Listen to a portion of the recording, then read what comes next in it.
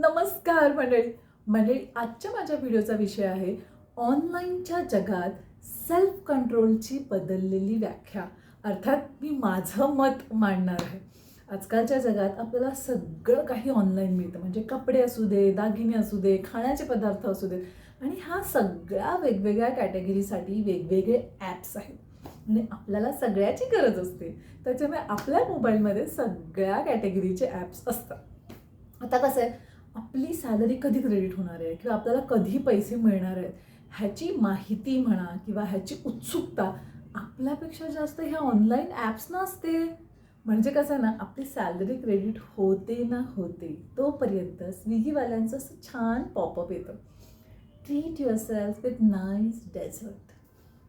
मिंत्रावाले सांगणार तर item is waiting for you in your cart for so long.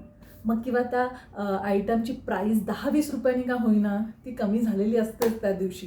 मग ते सांगणार की तुमची त्या पर्टिक्युलर आयटमची प्राईस ड्रॉप झाली आहे. असे ऑफर्स आपल्याला सगळ्या ॲप्सकडून येतात आणि आपल्याकडे सॅलरी पण क्रेडिट झालेली असते.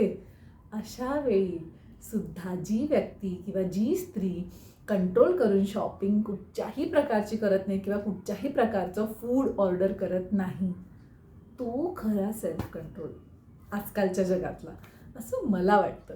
तुम्हाला काय वाटतं मला कमेंट्समध्ये जरूर कळवा. धन्यवाद.